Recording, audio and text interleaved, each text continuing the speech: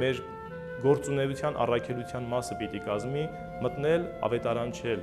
եւ մարդկանց կյանքի մեջ ավետարանի խոսքը, ավետարանի ճշմարտությունը կենցաղային իրականություն եւ իսկություն դարձնել եւ նրանց հրավիրել դեպի եկեղեցի։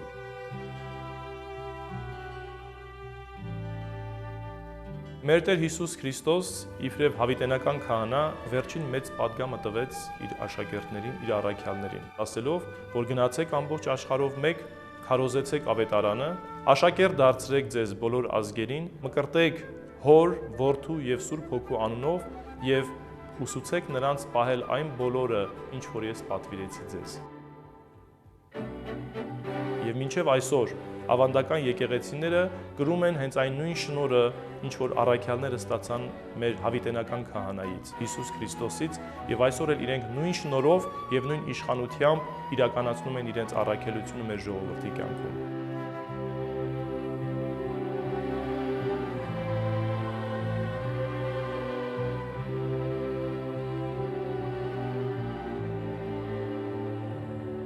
Քահանայությունը աստվածահրավեր կոչում է, որ տրվում է մարդկանց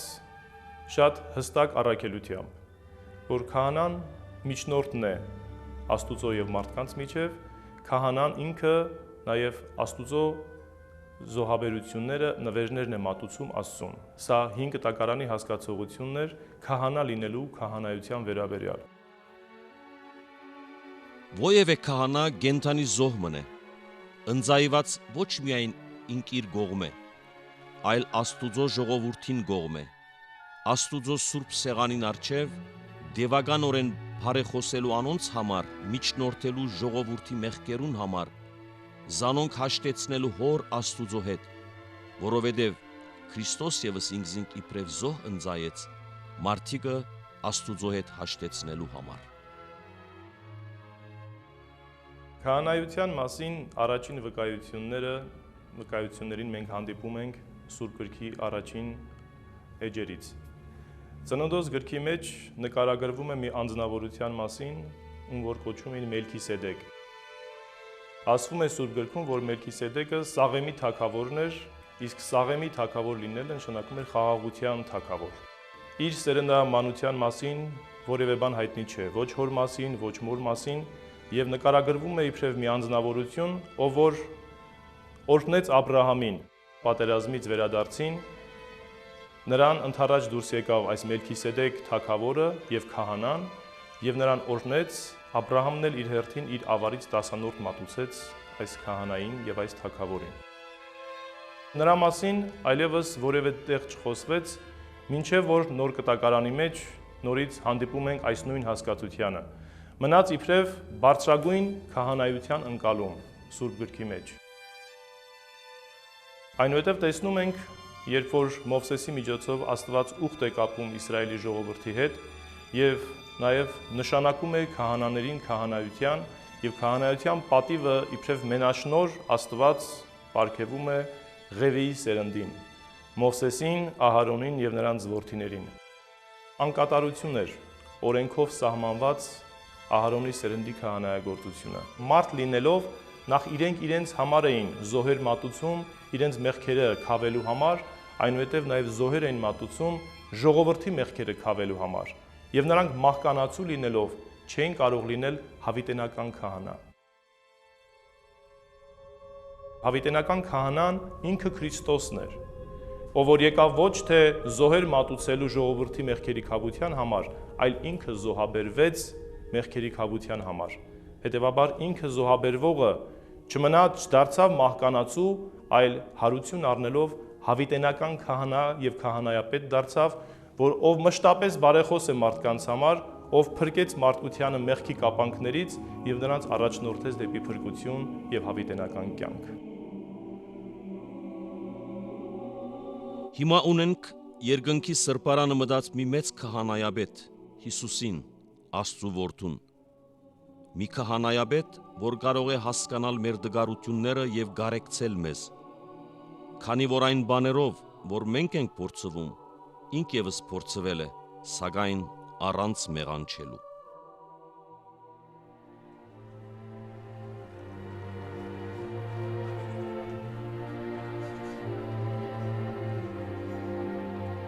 Քահանան հովիվ է իր հիմնական առաքելության մեջ եւ հովիվ լինելու գիտակցությունը մեզ համար բարձեց ինքը մեր Տեր Հիսուս Քրիստոս իր բազում առակների միջոցով պատմելով թե ինչպես պիտի լինի հովիվը իր հոտի նկատմամբ։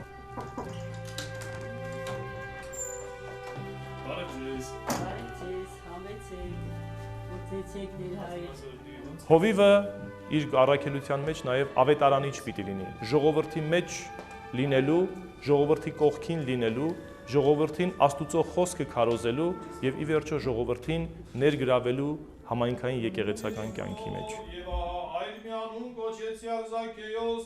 եւ նայել Մաքսապետ եւ ինքն մեծար։ Անցյալում եկեղեցականը, եկեղեցու դռանը կանգնած էր, մարդիկ իրենք էին մոտենում եւ քահանան այս իմաստով մեծ մտահոգություններ չուներ հոտին եկեղեցու մոտ պահելու համար։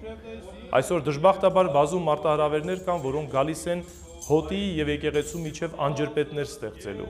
Եվ այսօր մենք չենք կարող ավանդական սկզբունքներով եկեղեցում ներսում նստած մնալ, սպասելով թե հավատացյալը եւ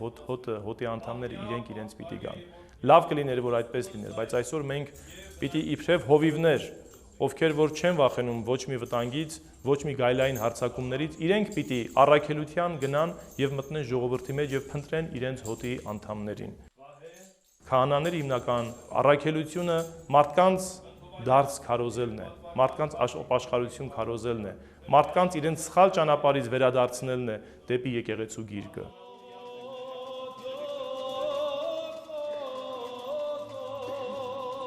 Քահանային տրվող իշխանության եւ շնորհների մասին պատկերացում կազմելու համար պետք է թերթենք ձեռնադրության մաշտոցը։ Եվ եթե մեզանից շատերը բախտ եւ հնարավորություն են ունեցել ներկա գտնվելու քահանայական ձեռնադրության, այնտեղ վստահաբար տեսած եւ լսած կլինեն այն բոլոր պարգևների շնորհների մասին, որ տրվում է քահանային ձեռնադրող եպիսկոպոսի միջոցով։ Ձեռնադրող եպիսկոպոսը քահանային առաջնորդող երեցին եւ ժողովրդին հարցում է ուղում. արդյոք այս ընծայացուն ունի բավարար արժանավորություն։ Արդյոք ուր է ուսանել եւ դաստիարակվել կրթվել այս ընծայացուն։ Արդյոք ունի բավարար չափով իմաստություն եւ արդյոք ունի բավարար չափով սրբություն։ Եվ այս հարցու պատասխանի դրական լինելու շղթան է երաշխավորում, որ ի վերջո իսկապես այս անձնավորությունը, այս բազում վկաների վկայությամբ իրավունք ունի ձեռնադրվելու եւ ոցվելու իբրև քահանա։ Շատ կարևոր հանգամանք եւ պարագա է քահանայի կրթված լինելը։ Երբ որ շատ ավելի բարձր գիտելիք ունեցող անձը տեսնում է, որ իր առջև կանգնած հոգևորականը չունի գիտելիքները, չունի տարական հասկացողությունը, այն ինչ որ իր համար է դա իրական, ուրեմն ինքը կտրում է այդ պահից իր լսելու ունակությունը այս մարդուն։ Բայց երբ որ զգում է, որ այս մարդը նաև հասկանում է իր ունեցած գիտելիքները եւ կարող է ասել բաներ, որոնք որ ուղղակիորեն վերաբերում են իր մասնագիտական այդ բարձր կրթությանը, ինքը այլևս տեսնում է, որ իր առջև կանգնած է հովիվ, որը եկել է, որ անկախ իր մասնագիտությունից իրեն ճշմարիտ ճանապարհը ցույց տալու։ Ինձ համար մեծ պատիվ եւ առանձնաշնորհում էր, որ ես կոչվեցի այդ Աստված հրավեր կոչումին, քահանայությանը։ Եվ սա ինձ համար դարձավ կյանքի առաքելություն, եւ ես իմ հոգին փառավորվում է ամեն անգամ, երբ որ ես պատարակ եմ մատուցում, երբ որ կատարում եմ մյուս բոլոր խորհրդակատարությունները մեր Սուրբ Եկեղեցու, որովհետեւ դրանք սրբազան այն արարողություններն են, որի ժամանակ մենք ուղղակիորեն կապի եւ հարաբերության մեջ ենք մտնում Աստծո հետ։ Եվ եկեղեցին դառնում է մեզ համար տուն, հոգևոր տուն։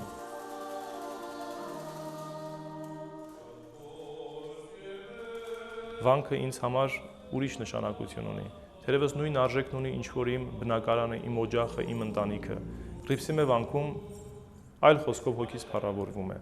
երբ որ ես քայլում եմ, տեսնում եմ եւ մարդիկ ինձ մոտենում են եւ իմ խորհուրդն են հարցնում։ Եվ ես իմ ունեցած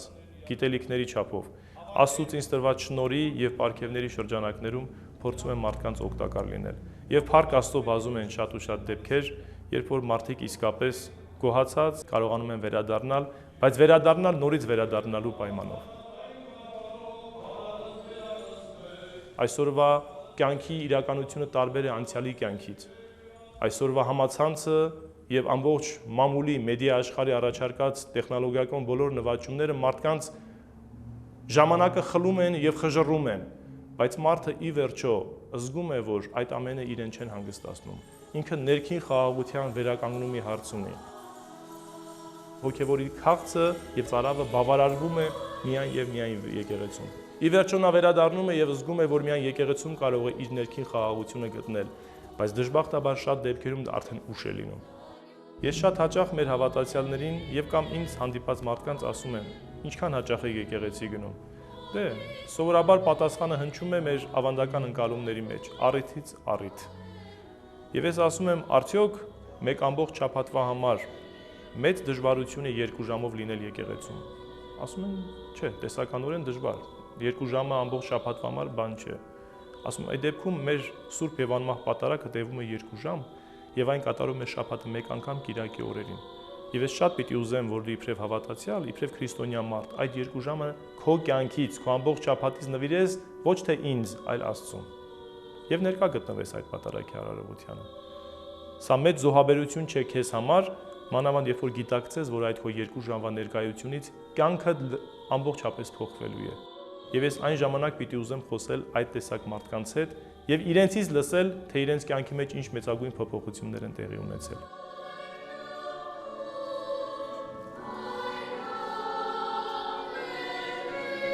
Գիտելիքները պակաս են, եկեղեցի հաճախելու, բարեպաշտության գիտելիքները պակաս են մեր ժողովրդի կյանքից։ Հոգեբանական բարդույթ կա իրենց մոտ գալու եւ մյուսների համայնքային կյանքի հետ նաեւ Աստծուն փառաբանելու։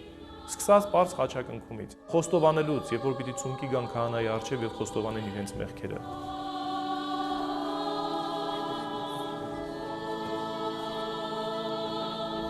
Շատերը ուղղակիորեն չեն համարձակվում կամ քաջությունը չունեն ասելու, որ իրենք մեղավոր են եւ ասում են, ինչ մեղք են գործել, որ մենք մեղավորել չենք, ինչու պիտի գանք եկեղեցի, ինչու պիտի ապաշխարենք, ինչու պիտի ցունկի գանք եւ խոստովանենք քահանայի առջև։ Եվ առհասարակ մեղքի գիտակցությունը շատ տկար է իրենց մոտ, բայց սա էլ մեղքի հետևանք է, որ մեղքը թույլ չի տալիս, չարը բանսարկուն թույլ չի տալիս, որ այս մարդը գիտակցի իր մեղքը։ Եվ քրիստոնյայի մեծագույն առաքինությունը նախ եւ առաջ իր մեղքերը տեսնելն է եւ այդ մեղքերը խոստովանելն է։ Եվ դրան է հաջորդելու քավությունը եւ մաքրությունը իր հոգու։ Քահանայության պաշտոնին մեջ ամենեն կարևոր երեսը որ գա, միջնորդության եւ բարեխոսության համար այնքան անհրաժեշտ, քավություն ձեռք բերելու համար այնքան էական, անիգա աղոթելու բարդականությունն է։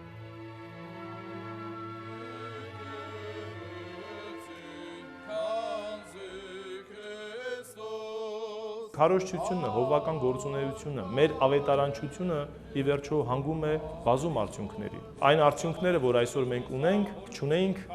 20 տարի, 30 տարի առաջ։ Եվ հիմա տեսնում ենք, որ երբ որ մենք սկսում ենք հայրմերն արտասանել, շատերը մեզ թիկունքից միանում են եւ արտասանում են հայրմերը։ Քահանային մոտենալուց ասում են օրհնեցեք Տեր հայր։ Հայր Սուրբին մոտենալուց ասում են Աստված օգնական եւ խոնարհվում են, որ աչը թամփուրեն։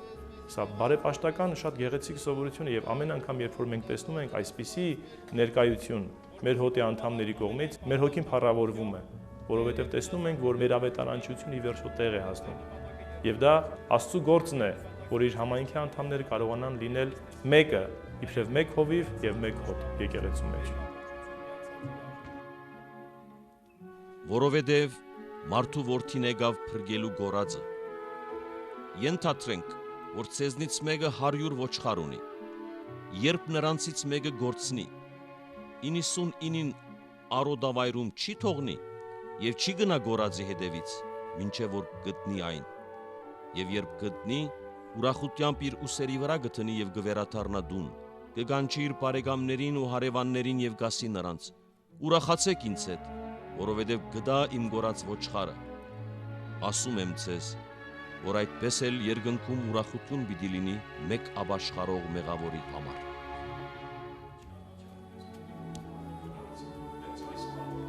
Ժողովուրդ ուզում են քահանային միշտ բարձր տեսնել,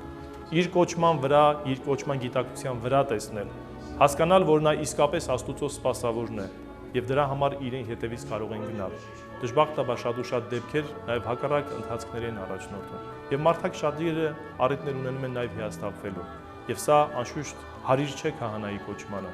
որովհետեւ քահանան պիտի գիտակցի իր կոչումը, պիտի սուրբ եւ անարատ լինի ավետարանի խոսքով, ձեռնադրության մաշտոցի մեր հայրերի խոսքերով ու խրատներով։ Ծնունդով էջմիածնեցի եմ եւ այստեղ եմ ծնվել, մեծացել եւ հասակ եմ առել։ Սովորական բանվորական ընտանիքում եմ, որ ծնվել եմ, հայրս, մայրս պարզ աշխատավորներ են եղել եւ չեմ կարող ասել, որ իրենք շատ խորը հավատքի տեր անձնավորություններ էին, բայց իբրև եկեղեցու զավակներ իրենք արարողությունների մյուս առիթներով եղել են եկեղեցիում եւ ինձ էլ տարել են եկեղեցի։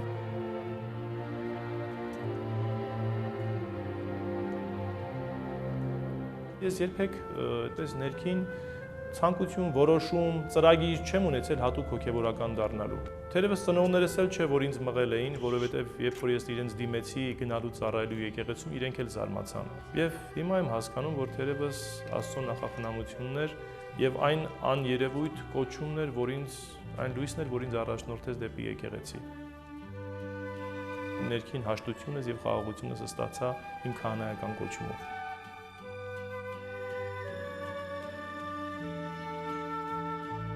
Ուրախ եմ նաև իբրև ամուսնացյալ քահանա, որ ունեմ ընտանիք, որովհետև ինձ համար ընտանիքը սուրբ կառույց է եւ իմ ընտանիքը ինձ համար փոքրիկ մի եկեղեցի է, որին ես ծառայում եմ ամեն օր իմ եկեղեցական, մեծ իմաստով եկեղեցու ծառայությանը զուգահեռ։ Բայց նաև ինձ համար ներքին մարտահրավեր է, թե ես իբրև այդ փոքրիկ եկեղեցու հովիվ ինչպիսի սերունդ եմ նաև պատրաստում։ Ինչ եմ նրանց տալիս իբրև քահանա, իբրև հոգևորական, հայր լինելու զատ։ Ինձ հետ միասին իմ առաքելությանը մասնակից դարձնելը արդեն իրենց համար մեծագույն դաս է, որովհետև այսօր իրենք աղջիկներս, դուստրերս երգում են Սուրբ Հռիփսիմե վանքի երգչախմբում։ Տղաս Հովնանը փոքր է, այս տարի է առաջին անգամ դպրոց գնացել, բայց հեռանկարում ինքը պիտի նաև խորանին ծառայող դառնա եւ ինքը նաև իրեն շատ մոտ է զգում եկեղեցուն։ Հավատի սերմը արդեն կա։